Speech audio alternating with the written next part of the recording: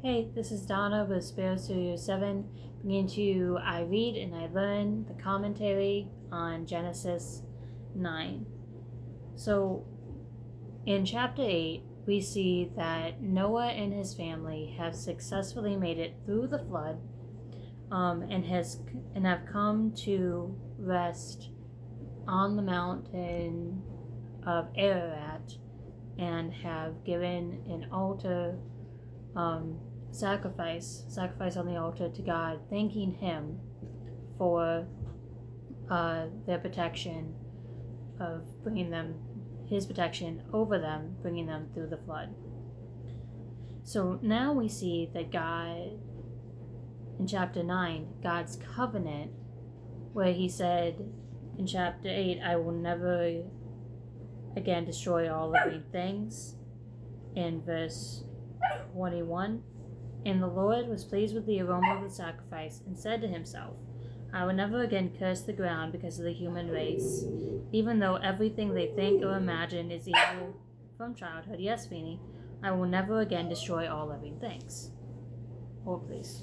Come here. Give me that. I love you. Calm down. Anyways, so we see the details of the covenant in chapter 9. And here's the note that my Bible has on verses 1 through 7 of chapter 9 that kind of explains this a little bit. God's first post-flood speech opens and closes with blessing. In it, human and animal relationships are again defined with some modification of the original created order. The sanctity of life is given special focus. So, in short, all the animals of the earth, all the birds of the sky, all the small animals along the ground, and all the fish in the sea will look on you with fear and terror. I have placed them in your power. I have given them to you for food, just as I have given you grains and vegetables. You may never eat any meat that still has lifeblood in it. And then it also lays out the rules. If an animal kills a person, it's gotta die. If a human kills another human, they've gotta die. And then it says, for God made human beings in his own image. And if a human kills another human, the human has to kill them. It's essentially the first biblical mention before Hammurabi of an eye for an eye. I'm gonna place this right here. He can come and get it. Okay, so I'm gonna continue on with a little bit more. 9, verse 9, 2 through 3. Talks about the modifications to the original created order. Previously, humans reigned over the animals in Genesis 1:28. But now animals would live in terror of humans. Similar military language is found in Exodus 23:27 through 31, Deuteronomy 11 through 25, and 31 verse 8. And the animal's terror was related to a change in human diet. Humans were now permitted to eat the meat of animals to supplement their subsistence on grain, fruits, and vegetables. That's a fun word to say. As we saw in Genesis 1:29. But a key restriction is imposed. Like I said, they're not allowed to eat stuff with lifeblood in it. Since blood was identified with life, it had to be drained from the slain animal before its meat could be eaten. We see this in Leviticus 3:17, 7:26-27, 17:10 through 14, and Deuteronomy 12:16 and 23. All right. So, to fast forward a little bit,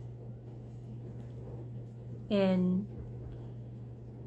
want to fast forward to verse 12, because I find the rainbow to be of special significance, not only because of its promise from God, but also just because it's beautiful. And I want you to listen to the 2 notes concerning the sign as well as what happens afterwards.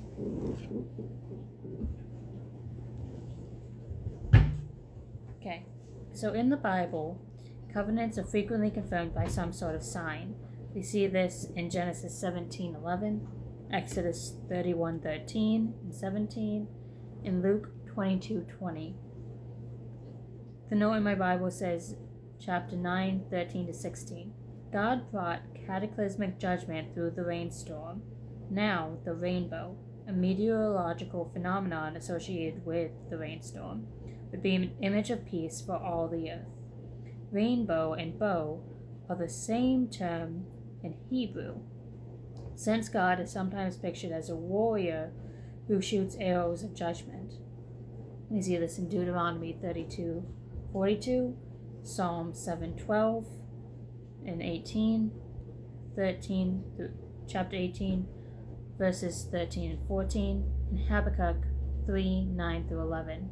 Some think that the imagery in Genesis 19-17 is of a divine warrior hanging up his bow of judgment. So it's not only a promise, but it can also be perceived as the end of judgment and of peace. That God's wrath and his discipline through the flood is ended, and he will no longer carry out that judgment on the world. And a new covenant with all of creation and the humanity in particular is being set in place.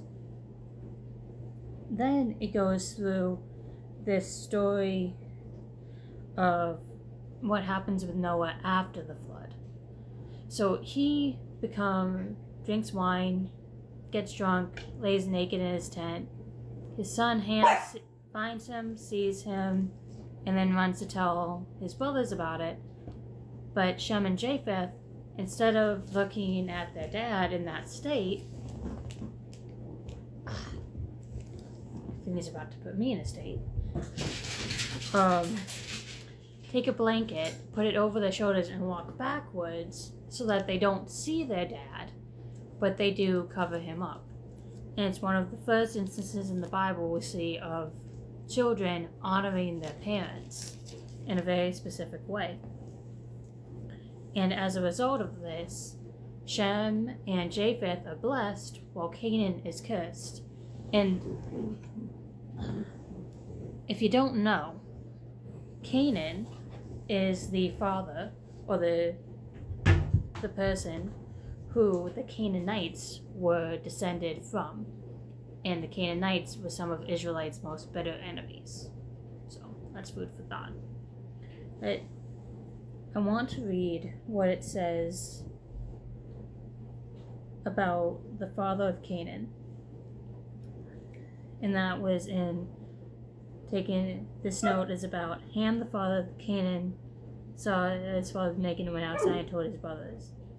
And says, see the note on 9:18. So Ham is the father of Canaan. See also 9:20-27, 10:6-20. The text emphasizes Canaan's ancestral connection to Ham to show that the Canaanite identity was inseparably linked to Ham's shameful behavior. The citizens of both Egypt, which Israel escaped slavery, and Canaan, to which Israel was headed, were Ham's descendants. You see this in 10:6, Leviticus 18:3, 24-26, Psalm 105, 23-27, and 106-22. Later stories in Genesis emphasize the immoral climate of both Egypt and Canaan. So, while Shem and Japheth were blessed, Canaan became a nation that unfortunately never